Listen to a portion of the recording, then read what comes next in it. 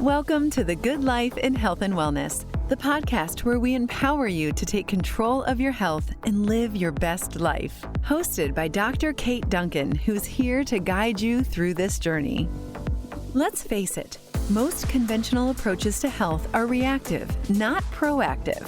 We're often left frustrated, chasing symptoms instead of addressing the root causes.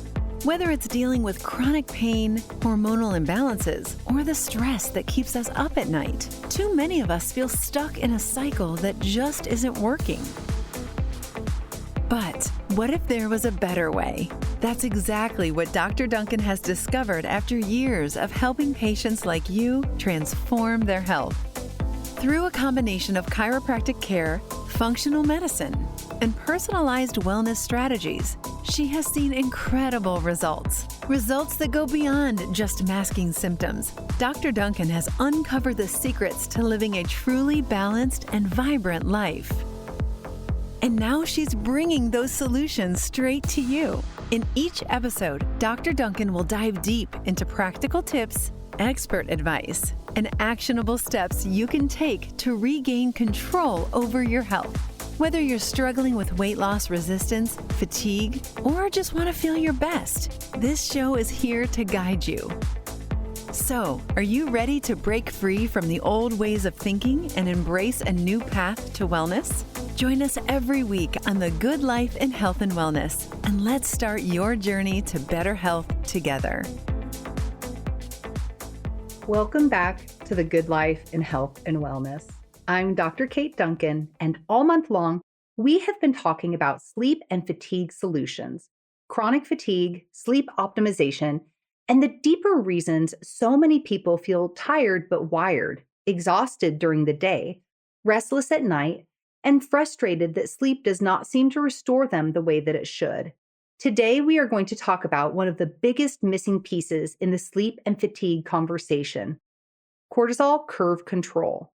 Before we jump in, I want to let you know about something I am very excited about. In honor of my 100th podcast episode celebration, we are giving away free access to my 5-week perimenopause reset bootcamp. The next bootcamp starts on September 8th, and we are making free registration available to the first 100 people who text 100 to 402-721-6372.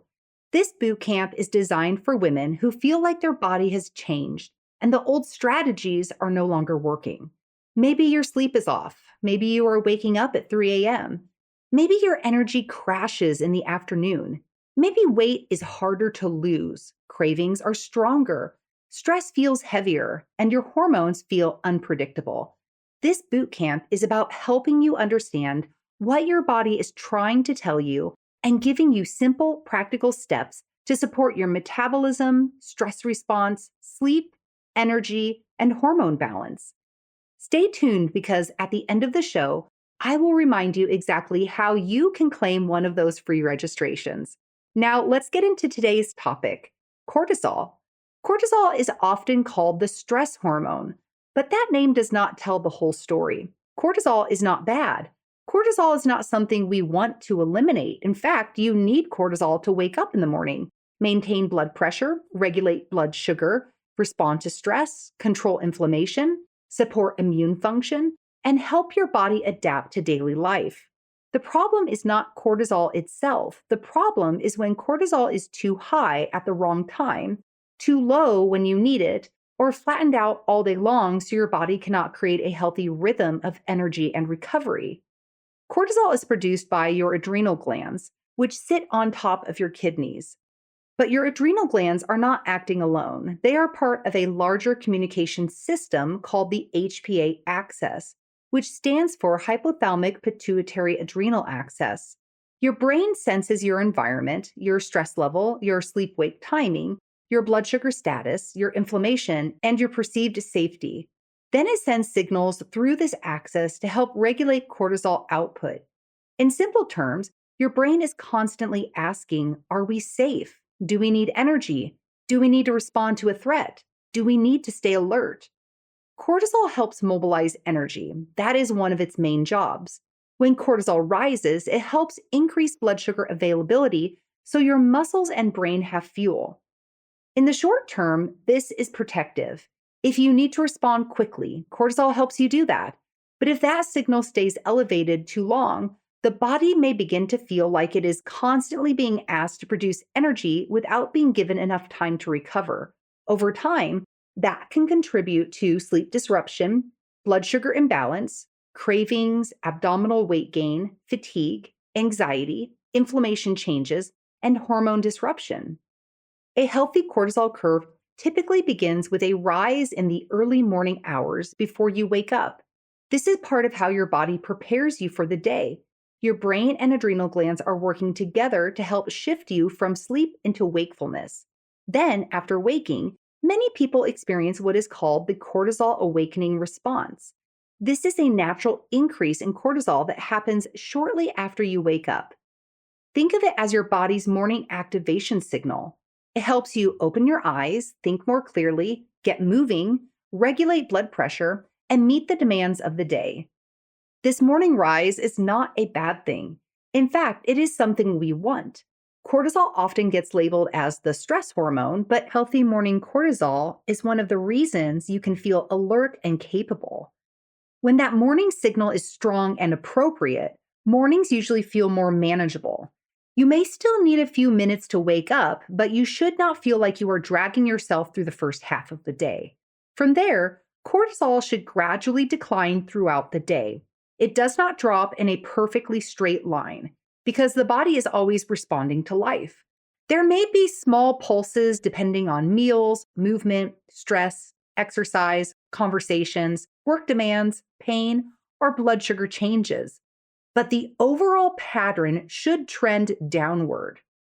Cortisol should be higher in the morning, moderate through the middle of the day, and lower in the evening. By evening, cortisol should be low enough that your body can shift from performance mode into recovery mode. This matters because cortisol and melatonin have opposite jobs in many ways. Cortisol supports alertness and energy.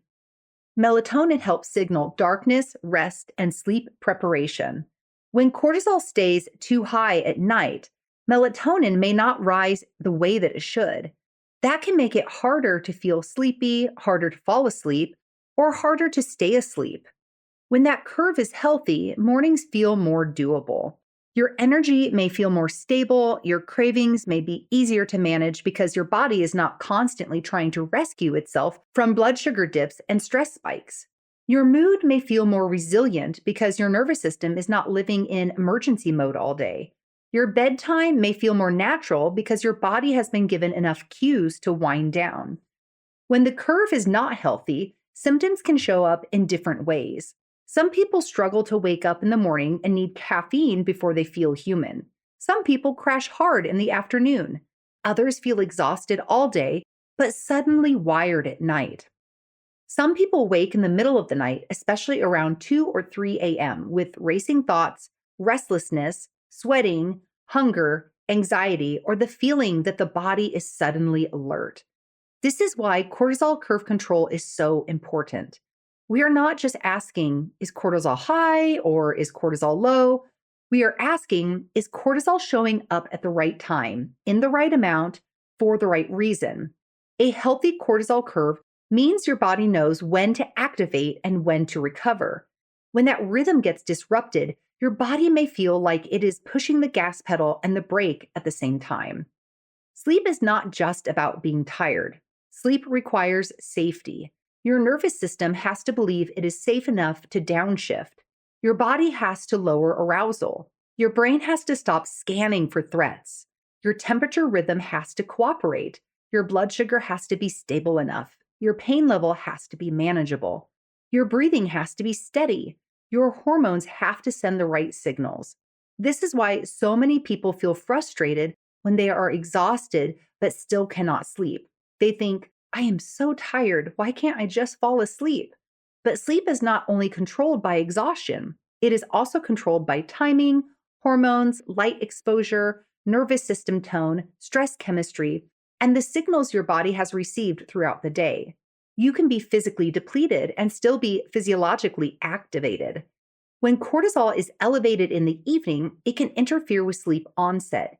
You may feel physically tired but mentally alert. You may lie in bed and replay conversations. You may worry about tomorrow. You may suddenly remember everything you forgot to do. You may feel your heart beating or notice your breathing feels shallow. This is not just a mindset problem. It may be your stress physiology staying activated too late in the day. This can happen when the body has been running in survival mode for hours. If you push through the day without enough fuel, hydration, movement, or recovery, your body may rely on stress hormones to keep you going. They may help you get through the day, but it can make it much harder to shut down at night. The body does not always switch from high alert to deep sleep just because you finally got into bed. The tired but wired pattern is extremely common, especially in high responsibility people.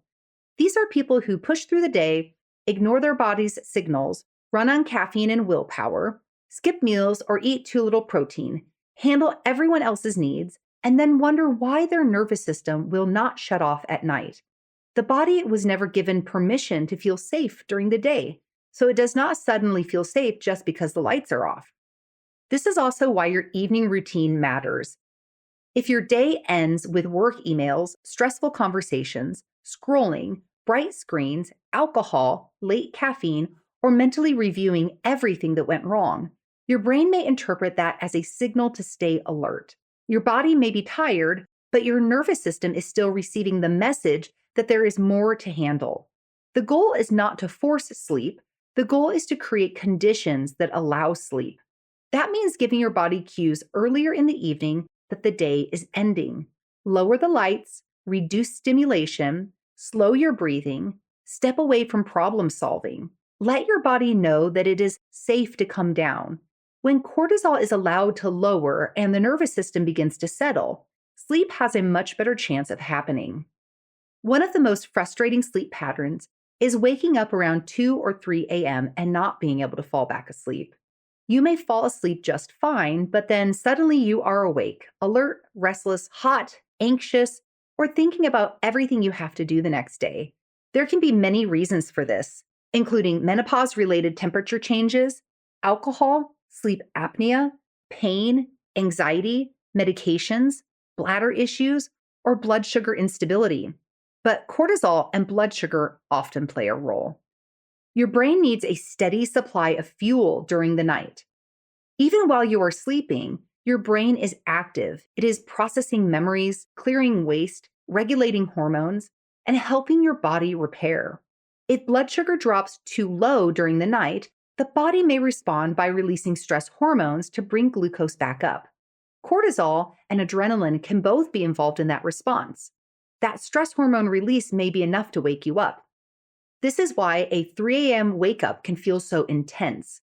You may wake up feeling hot, restless, anxious, hungry, shaky, or suddenly wide awake.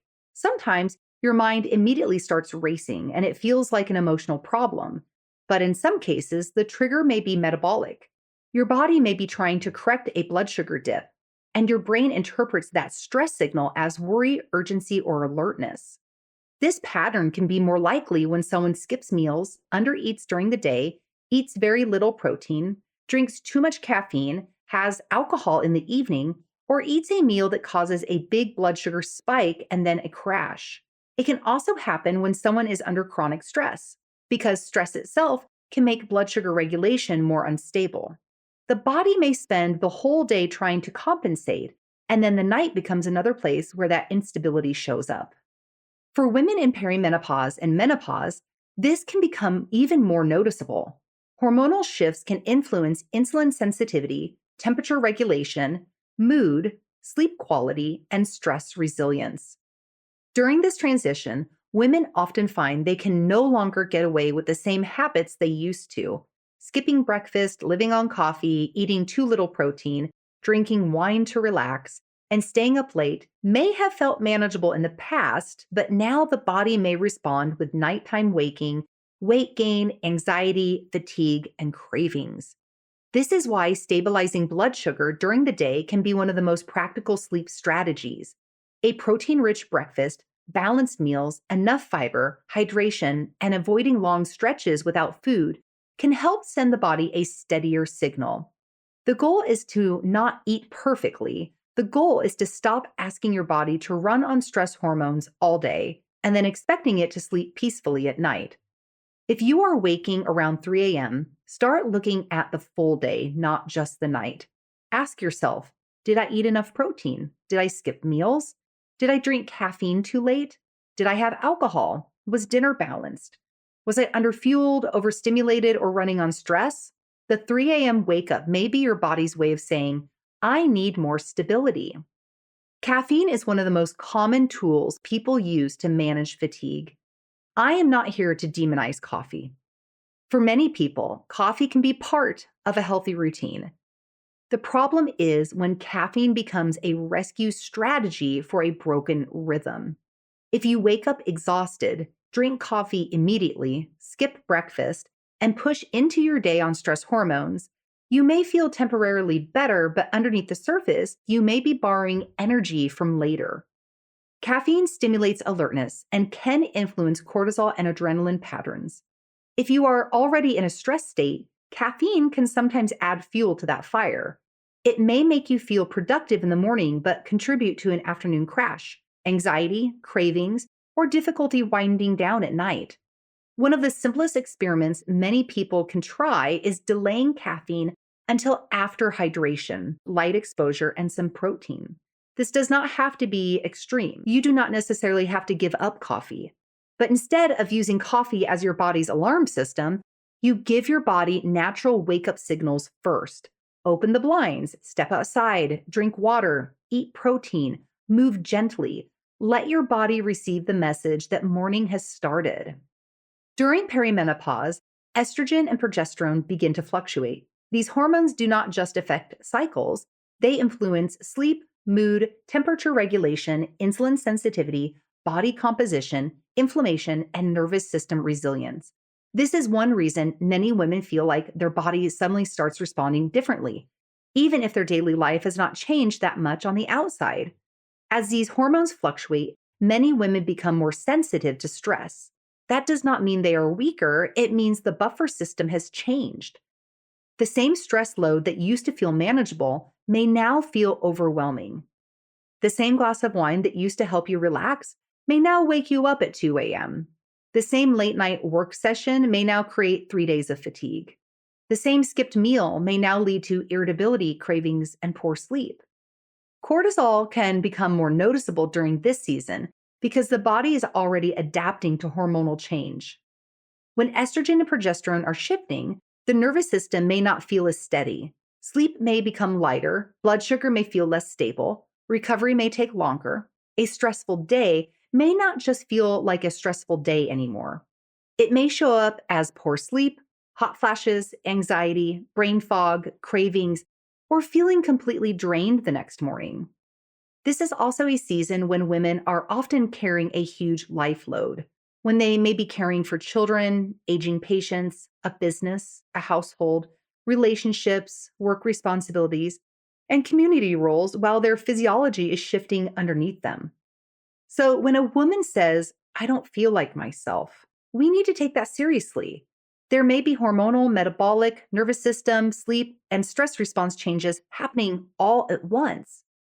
This is why perimenopause and menopause support cannot just be about calories, willpower, or pushing harder.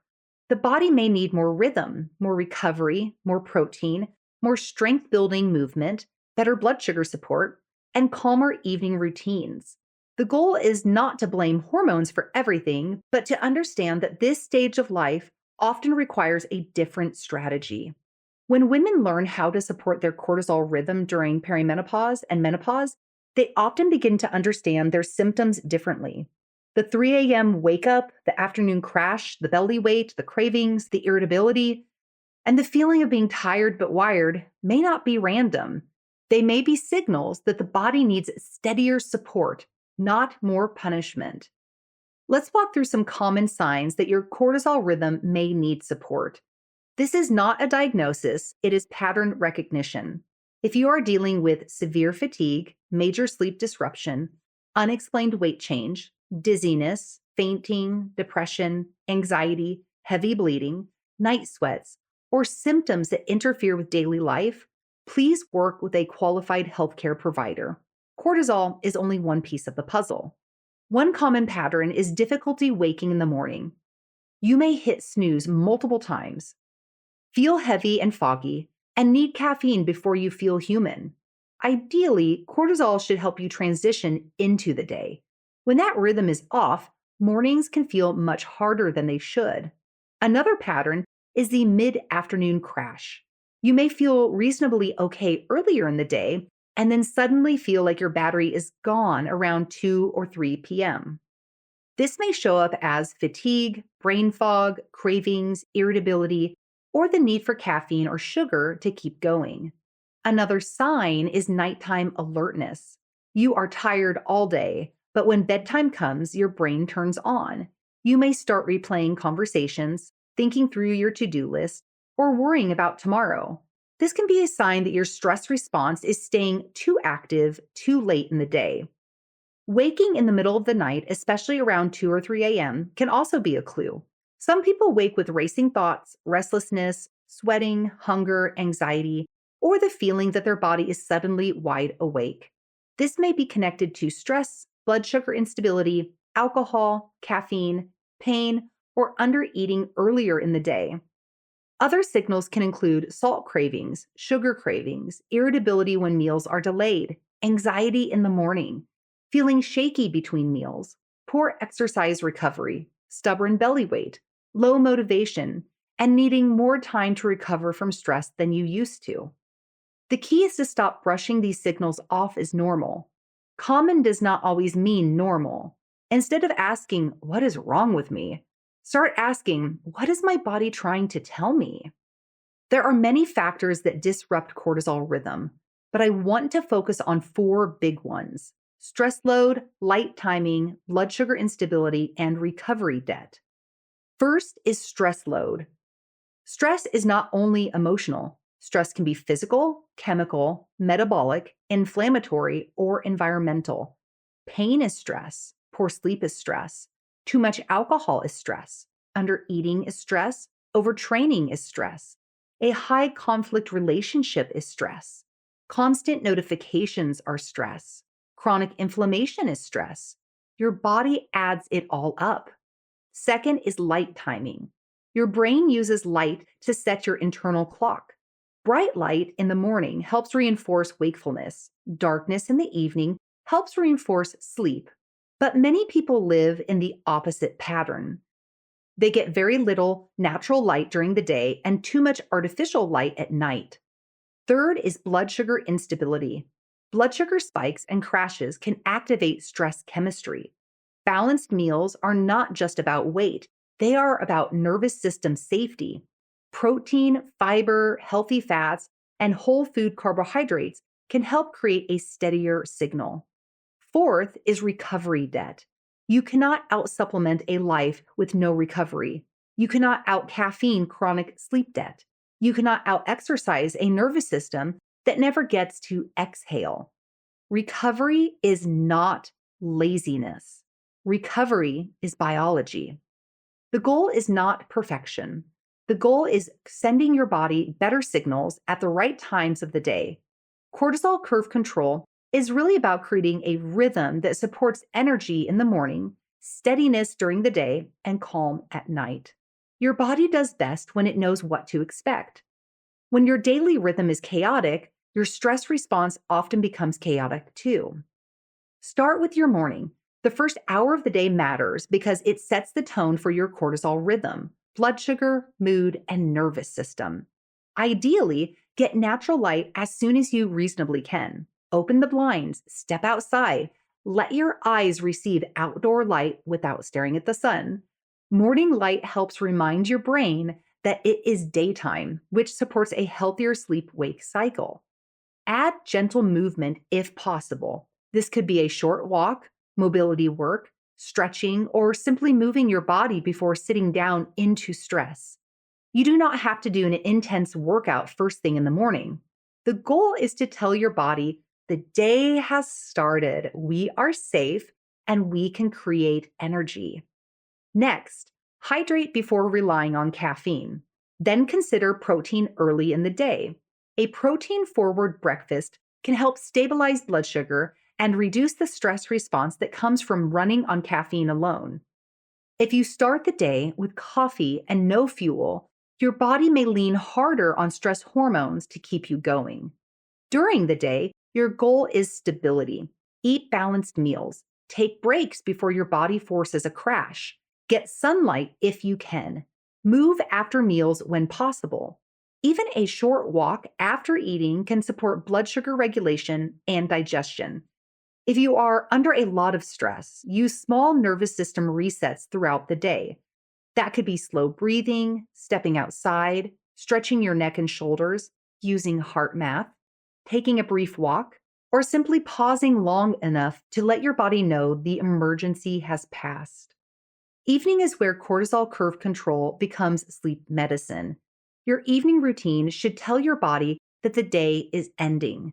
Dim the lights, reduce intense work, avoid emotional problem solving right before bed when possible, create a digital sunset where screens and stimulating content come down earlier. If you watch or read something stressful right before sleep, your body may respond as if the threat is real. Start small. Choose one morning habit and one evening habit first. Maybe you get outside for 5 minutes in the morning and dim the lights 30 minutes before bed. Small signals repeated consistently can help your body rebuild rhythm over time. If you remember nothing else from today, remember this: cortisol is not your enemy. A disrupted rhythm is the problem. You need cortisol in the morning. You need it to respond to life. You need it for energy, blood pressure, blood sugar, and inflammation control. But you also need cortisol to come down at night so sleep can do its job. The first practical takeaway is to anchor your morning. Get light, hydrate, move gently, and eat protein. The second takeaway is to stabilize blood sugar throughout the day. Do not run on caffeine and stress hormones and then wonder why your body feels unsafe at night. The third takeaway is to protect your evening. Dim the lights, reduce stimulation, limit late caffeine and alcohol, and give your nervous system a transition. The fourth takeaway is to build small recovery moments into the day. Do not save all recovery for bedtime. Your body needs safety signals all day long. The fifth takeaway is to look deeper if symptoms persist.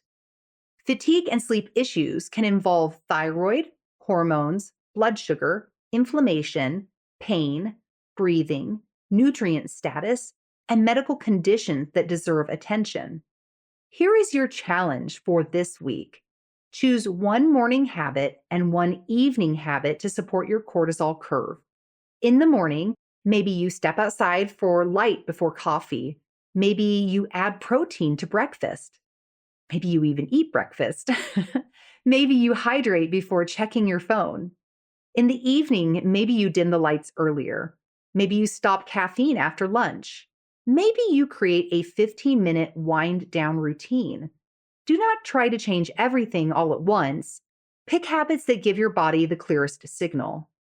I want to thank you for joining me today on the Good Life in Health and Wellness. And I hope this episode has given you practical tools to better understand your cortisol rhythm, support healthier energy during the day, calm the tired but wired pattern at night, stabilize blood sugar, protect your sleep, and begin working with your body instead of fighting against it. And before we go, I want to remind you that in honor of my 100 podcast episode celebration, we are giving away free access to my 5-week perimenopause reset bootcamp. The next bootcamp starts September 8th. If you are a woman in perimenopause or menopause and you feel like your sleep, weight, energy, stress, cravings, and hormones have changed, this bootcamp was created to help you start making sense of what is happening and build a more supportive plan. To claim one of the 100 free registrations, text 100 to 402-721-6372. Once you are registered, you will receive the details you need to join the Good Life in Health and Wellness group on the school platform and to begin the boot camp. Next week, we are beginning Thyroid and Metabolism Month. We'll be opening that conversation with an episode called The Hidden Thyroid Epidemic in Women, where we'll talk about why so many women struggle with fatigue, weight changes, brain fog, cold intolerance, hair changes, hormone imbalances, and a slower metabolism, even when they're being told that their labs are normal. So, as we close out Sleep and Fatigue Solutions Month, this is the perfect place to transition into next month's focus: thyroid health, hormone balance, and what it really takes to support a healthy metabolism.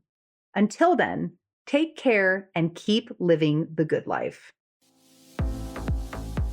Thank you for tuning in to the Good Life and Health and Wellness podcast. We hope you found today's episode insightful and empowering. If you know someone who could benefit from the information, please share it with them. It could make a big difference in their health journey. Your reviews mean the world to us. They help us reach more people and make a greater impact. So if you enjoyed the episode, please take a moment to leave a review. Curious about how Dr. Duncan is transforming healthcare? Visit www.duncanchiro.com to discover the unique and innovative approaches that set her apart. Thank you again for listening. We can't wait to connect with you in our next episode.